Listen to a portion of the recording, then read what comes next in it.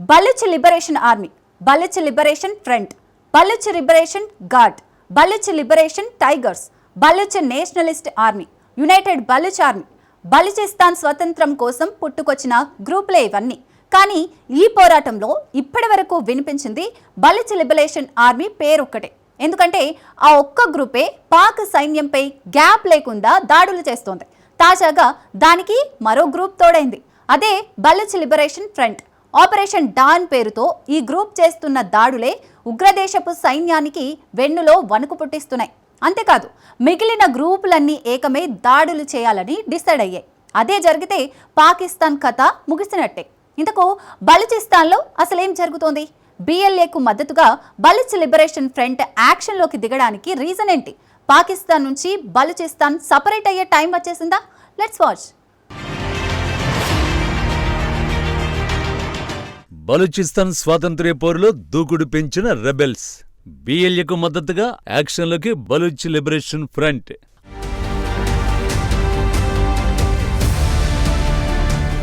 Operation dawn Pakistan సైన్యాన్ని అంతం చేయబోతోందా?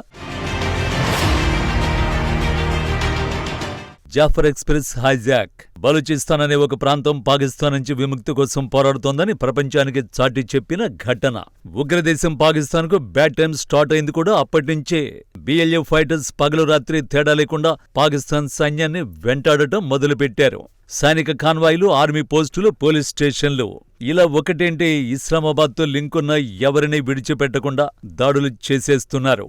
ఒకానొక దశలో పాకిస్తాన్ ఆర్మీలో కంటిన్యూ అయితే భూమి మీద నూకలు లేకుండా పోతాయని భావించిన సైనికులు రాజీనామాలు చేసి పరాయి దేశాలకు వలస వెళ్లిపోయినట్టు నివేదికలు సైతం వచ్చాయి. ఆ రేంజ్లో బలూచ్ లిబరేషన్ ఆర్మీ పాక్ సైన్యాన్ని వెంటాడింది. ఇప్పుడు అలాంటిదే మరో గ్రూప్ యాక్షన్లోకి దిగింది. దాని పేరే బలూచ్ లిబరేషన్ ఫ్రంట్. ఈ గ్రూప్ చేపట్టిన మిషన్ పేరే ఆపరేషన్ బాంబ్. బాంబ్ అంటే డాన్ అని అర్థం.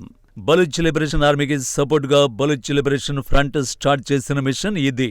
బలూచిస్తాన్ వ్యాప్తంగా ప్రభుత్వ సైనిక కార్యాలయాలపై దాడులు తీవ్రం చేసింది. ఇప్పటికే 17 లక్ష్యాలను పూర్తిగా ధ్వంసం చేసింది. ఈ నెల 8వ తేదీ రాత్రి ఆలస్యంగా జరిగిన ఈ దాడులు బలూచిస్తాన్లోని పలు జిల్లాల్లో కలకలం రేపే. BLF పంజ్గూర్, సొరాబ్, కెచ్, ఖరాన్ వంటి ప్రాంతాలతో సహా అనేక జిల్లాల్లో దాడులు నిర్వహించింది. BLF ప్రతినిధి మేజర్ గ్వహరాం బలూచ్ ఓ ప్రకటన విడుదల చేస్తూ ఈ ఆపరేషన్ బలూచ్ జాతీయ విముక్తి పోరాటంలో ఒక కొత్త దశను సూచిస్తుందని తెలిపారు. తమ కార్యకలాపాలు మక్రాన్ తీరం నుంచి కోహియే సులేమాన్ పర్వతాల వరకు విస్తరించాయని పేర్కొన్నారు. అలాగే ఈ దాడులు తమ సామర్థ్యాన్ని కూడా ప్రపంచానికి చాటి చెబుతాయని వివరించారు.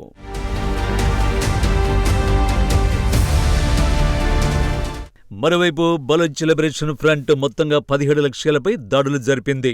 ఈ దాడుల వల్ల కమ్యూనికేషన్ లైన్లు దెబ్బతిన్నాయి. అలాగే పరిపాలన, మౌలిక సదుపాయాలకు పెద్ద ఎత్తున నష్టం వాటిల్లింది.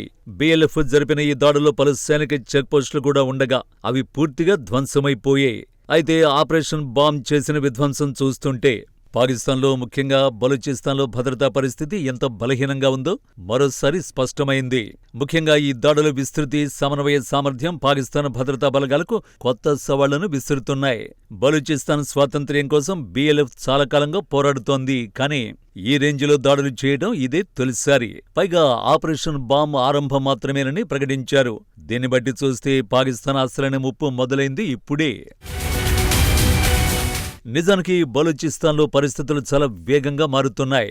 ఇప్పటివరకు వేరువేరుగా పోరాడుతూ వచ్చిన BLA, BLF గ్రూపులు గత ఏడాది నవంబర్లోనే చేతులు కలిపాయి. అయితే ఎవరి నాయకత్వం వహించాలనే దానిపై నిర్ణయం తీసుకోవడానికే ఆలస్యం జరిగింది. జాఫర్ ఎక్స్ప్రెస్ హైజాక్ తర్వాత రెబెల్ గ్రూపుల మధ్య ఏకాభిప్రాయం కుదిరినట్టు తెలుస్తోంది. ప్రస్తుతం Baloch liberation Front, Baloch liberation Army, Baloch Republican Guard, Baloch Liberation Tigers, Baloch Nationalist Army, United Baloch Army సంస్థలు బలూచిస్తాన్లో క్రియాశీలంగా పనిచేస్తున్నాయి. వీటిలో Baloch liberation Front, Baloch liberation Army, Baloch Republican Guard సంస్థలు బ్రాస్ అనే పేరుతో ఒక ఉమ్మడి సంస్థగా పనిచేస్తున్నాయి. ఈ సంస్థల ఉమ్మడి లక్ష్యం ఒక్కటే, భారీ దాడులతో పాక్కు పెద్ద ఎత్తున నష్టం చేయడమే లక్ష్యం. మరోవైపు ఆత్మాహుతి దాడులు చేసేవారికి బలూచ్ క్యాపిటల్గా మారింది. ఆ ప్రాంతంలో యువతీ యువకుల్లో చాలామంది మజీద్ బ్రిగేడ్లో భాగమవుతున్నట్టు నివేదికలు చెబుతున్నాయి. అదే సమయంలో Baloch liberation army commander Bashir Zeb సైతం పాకిస్తాన్కు వార్నింగ్ ఇచ్చారు. బలూచిస్తాన్కు పూర్తి స్వాతంత్ర్యం వచ్చే వరకు ఆత్మాహుతి దాడులు కొనసాగుతాయని హెచ్చరించారు.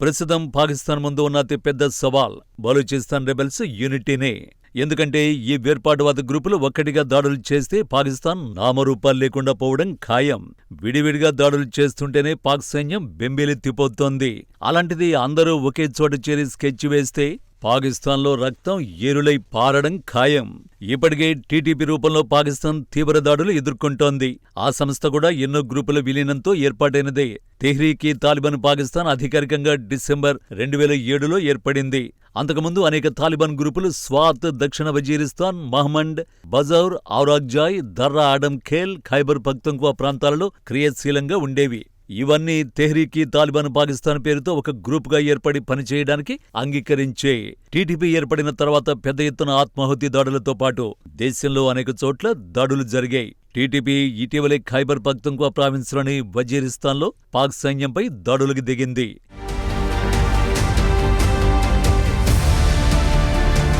ఈ మొత్తం వ్యవహారంలో ట్విస్ట్ ఏంటంటే బలూచ్ రెబెల్ గ్రూపుల దాడులు బలూచిస్తాన్ వరకే పరిమితం. తెహ్రీక్-ఈ-తాలిబాన్ పాకిస్తాన్ దాడులు మాత్రం పాకిస్తాన్ వ్యాప్తంగా జరుగుతున్నాయి. కాబట్టి పాకిస్తాన్ సైన్యానికి వేర్పాటువాద గ్రూపుల నుంచి అధిక ముప్పు పొంచి ఉంది. ఒక రకంగా పాకిస్తాన్ సైనికులు తుపాకులు వదిలేసి పారిపోవడానికి రీజన్ అదే. ఇంత జరుగుతున్న రెబెల్స్ ను కట్టడి చేయలేకపోతున్న ఇస్లామాబాద్ తన చేతకానితనానికి భారత్ను నిందించే ప్రయత్నాలు చేస్తోంది. తమ దేశంలో వేర్పాటువాదం వెనుక మోడీ సర్కార్ హస్తముందని, భారత్ సీమాంతర ఉగ్రవాదానికి పాల్పడుతోందని పదే పదే ఆరోపణలు చేస్తోంది. ఏది ఏమైనా భారత్ చేయాల్సిన పనిని అక్కడ రెబెల్ గ్రూపులు ముగించేలని కనిపిస్తోంది. అదే జరిగితే వరల్డ్ మ్యాప్ నుంచి పాకిస్తాన్ కనుమరుగు కావడానికి ఎంతో కాలం లేనట్టే.